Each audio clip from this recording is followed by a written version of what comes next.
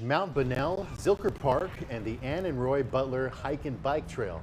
All of them popular spots for people looking to get outside and enjoy the day, but it's also a popular spot for criminals looking to take advantage of unsuspecting victims. And according to Austin police, many of the suspects are being arrested over and over again, but continue their behavior. And this is a problem we've been telling you about for years now. KXAN's Nabil Ramadna sat down with APD to talk about why it keeps happening.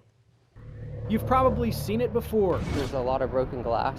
This was once someone's car window, but now it serves as a reminder. And it's always on my mind that, hey, I really got to be careful about what I leave in my car. I did run late the other night, and it was just kind of one of those things. I was like, I hope nobody breaks my windows. Now it just takes a few seconds for a criminal to smash through the window and grab what they want, leaving shattered glass behind. Within a matter of hours, a suspect can break into dozens of cars. Thieves are grabbing wallets and other valuables, and Detective Sean Green with APD says many of the thieves are repeat offenders they've seen before. What we see is these individuals offend, they get arrested, they reoffend, they get arrested, they reoffend, and it's just an ongoing cycle. There's really been no long-term solution or consequence. I looked through recent data about car burglaries, and in a 2,000-foot radius from Mount Bonnell, I found 43 car burglaries since July 1st.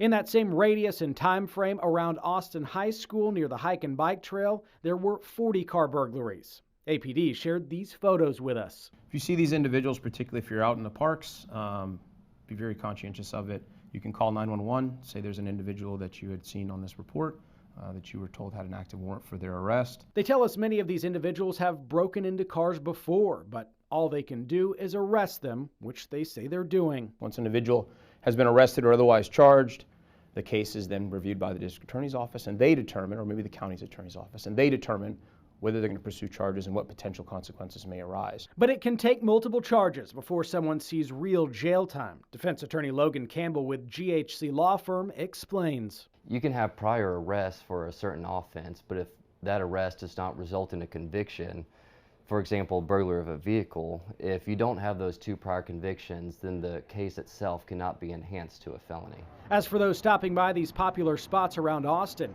APD says you should always be on guard. It holds me back from wanting to fully utilize the trail, and it is such a beautiful trail out here. Nabil Ramadna, KXAN News.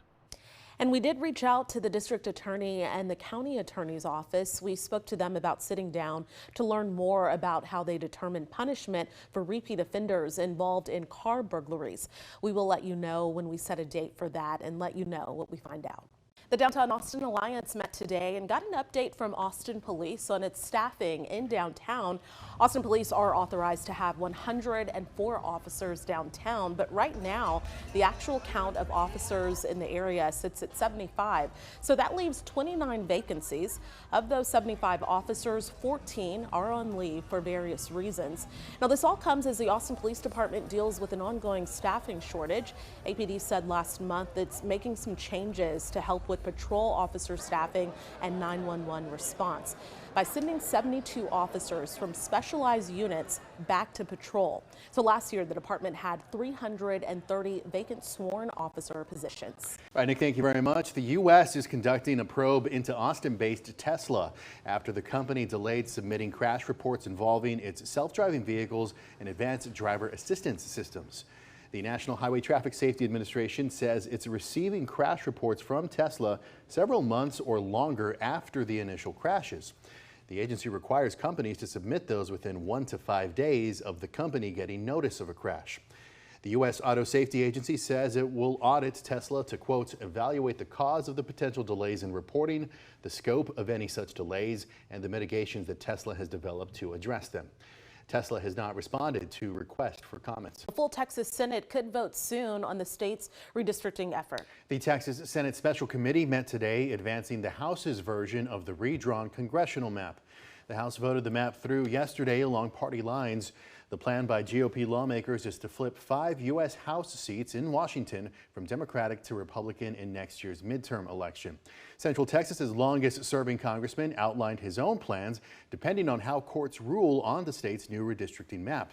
Representative Lloyd Doggett put out a statement a short time ago saying if the courts reject the proposed Texas map, he will seek re-election in Congressional District 37. However, if the map is upheld, he will not seek re-election in the reconfigured district. So take a look at the map. Right now, the city of Austin is primarily split between the districts held by Doggett and fellow Democrat Greg Casar. Under the proposed map, Casar's District 35 would move south into a district focused on East San Antonio and neighboring counties. Casar has indicated he would prefer to run for the reconfigured District 37 instead. This announcement today seems to indicate Doggett is giving him the space to do that.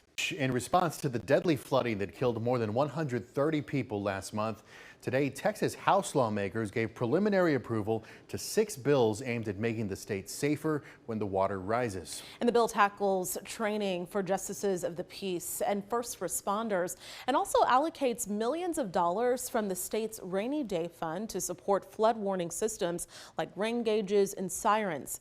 House Bill 1 requires youth camps to submit detailed emergency preparedness plans for things like floods.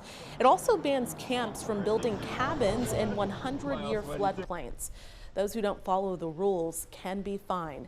Right before the vote, the bill author read the names of the 27 girls who died at Camp Mystic as their surviving family members stood in the chambers. When I speak on this bill and for this bill, I hope I'm not just speaking for myself, but for the lost children, the grieving families who have called us, met with us, and shared their heartbreak and grief with us. Let me be clear, nobody could have anticipated what happened that weekend, but we could have been better prepared. So the bills need one more vote in the House. It will go back to the Senate to iron out any differences before it goes to the governor's desk for his signature. There's, I don't know, an assumption that paleontology is done and that we've found everything. It's an assumption that Texas Science and Natural History Museum paleontologist Liam Norris hopes to crush. My research essentially lets us create a food chain of a certain ecosystem. Painting a picture of how giants lived, giants like the Diplodocus. To give you an idea just how big Diplodocus is, this is its femur, and I'm 6'6". It stands among other giant sauropods like the Brontosaurus' silhouette behind me, and this is the Brontosaurus' skull, its teeth meant for eating plants. Dinosaurs could not chew, so they would actually swallow their food whole. While a student at UT, Norris took teeth from the Diplodocus and 4 other ancient animals, looking for calcium deposits. When we eat food, the calcium in that food is incorporated into our skeleton.